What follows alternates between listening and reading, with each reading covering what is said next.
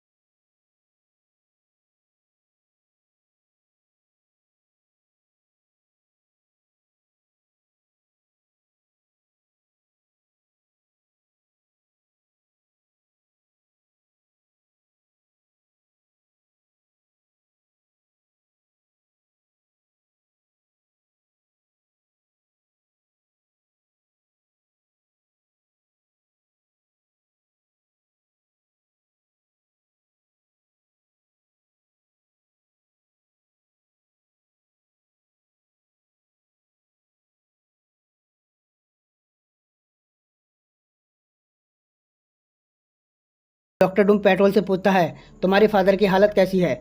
लैरिन अपने साथ उनका भी ध्यान रख रहा है कि वो काफी जिद्दी हैं। मोहरी एक ताकतवर आदमी है, वो कैंसर को हरा देगा, मुझे पता है। रिटायर होने से पहले क्या आपको कुछ चाहिए? लेकिन रुको, उससे पहले तुम जाओ चांद की तरफ देखो। अभी एक ब्लैक होल पैदा हुआ है। क्या तुमको लगता है कि इससे ये संसार बच जाएगा या एक इंटरस्टेलर तबाही लेकर आएगा? क्या तुम्हारे बच्चे हैं? उसने कहा, 2 लड़के और 1 लड़की। उनके भले के लिए मैं उम्मीद करता हूँ कि मैं गलत निकलूँ।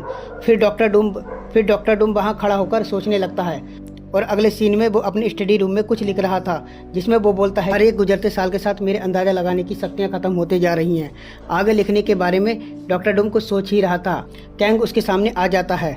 मैं इन सब से थक चुका हूँ। मैं कहाँ हूँ? तुम मेरे प्राइवेट स्टडी रूम में हो।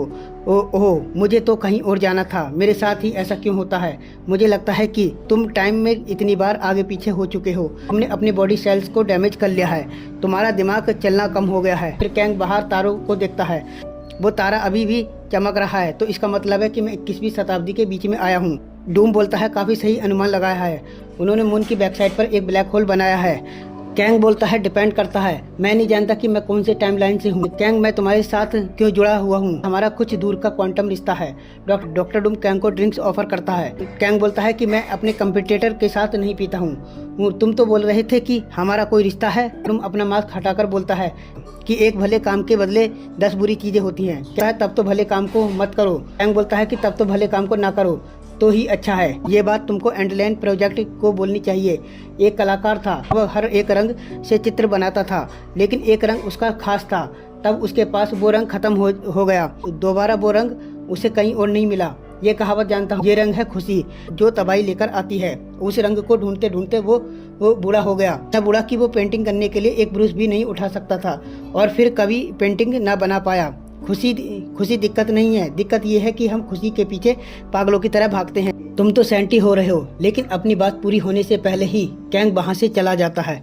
चलो अगली बार बात होगी। डॉक्टर डूम सोने की तैयारी कर रहा है और बैकग्राउंड में गाना चल रहा है। फिर डॉक्टर डूम वॉशरूम में जाता है जहाँ पर हरे रंग की कुछ पत्तियां रखी हुई थी, जिनके ऊपर विक्टर कुछ दवाइयां डालता है, जिन्हें अपने चेहरे पर लपेटने के बाद वो बेडरूम की तरफ निकल लेता है। फिर वो अपने मन में कुछ सोचने लगता है। उसके पास उसके 2 बच्चे बैठे हुए हैं, उसकी शादी हो चुकी है, उसकी वाइफ आखिरकार एक प्रॉब्लम सॉल्व कर लेती जिससे कि मौसम को जब चाहे कंट्रोल कर सके, जब चाहे बारिश की जा सके, सूरज को निकाला जा सके, कभी सूखा ना पड़े। विक्टर ने कहा कि हम इसे 18 महीने में बना लेंगे, लेकिन वाइफ बोलती है कि 18 महीने में तो परमिशन लेने में ही लग जाएंगे। विक्टर ने कहा मैं वर्ल्ड मिनिस्टर हूँ और मैं अभी एकदम से वो अपने आप को संभालता है। फिर कुछ और बाहर की तरफ निकलते हैं। वो सीधा मून पर पहुंचता है जहाँ पर बनाया हुआ ब्लैक होल काफी बड़ा हो चुका है। ऐसा हो सकता है कि डॉक्टर डूम के दिमाग में चल रहा हो। हफ्तों बाद डॉक्टर डूम पेपर में कुछ लिख रहा था। फिर पैटर्न विक्टरी को बताता है कि विक्टेरियस ने रिपोर्ट दी है कि बॉर्डर का मामला शांत हो चुका है। इस बात पर मैंने तुम्हारी शर्त लगाई थी, उससे कहना कि वो शर्त हार चुका है। पेट्रोल बोलती है कि उन्होंने पहले ही शर्त के पैसे डेस्क पर रखवा देते हैं, लेकिन पब्लिक ऑफिस जानना चाहती है कि आप एंड लैंड प्रोजेक्ट के बारे में क्या कहना चाहते हैं। डॉक्टर डूम मुझे कुछ नहीं बोलना। पेट्रोल बोलती है कि यदि आप कुछ न कहेंगे तो मीडिया बोलेगी कि आप गलत हो। डॉक्टर डूम पूछता है कि और मैं गलत। पेट्रोल बोलती है कि मैं ऐसा नहीं कहना चाहती, लेकिन कार्बन डाइऑक्साइड लेवल 20% कम हो चुका, टेम्परेचर 353 हो चुका है। बुड्ढा बोलता है कि मुझे मेरी राजगद्दी से हटा दिया गया था, तब सम्मान के साथ मुझे बुलाया गया था। मेरे खुद के रोबोट्स ने मेरे खिलाफ विद्रोह किया, मैंने उन्हें डिसमेंटल कर दिया था।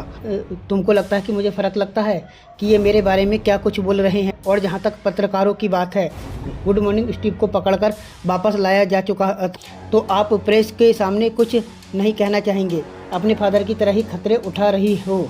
अगर तुमको मेरी बात समझ में नहीं आती है तो मैं तुमको बाहर फेंकवा सकता हूँ। उनसे बोलो कि वो मेरा इंतज़ार करे, उनको जल्द ही जवाब मिल जाएगा। Thank you.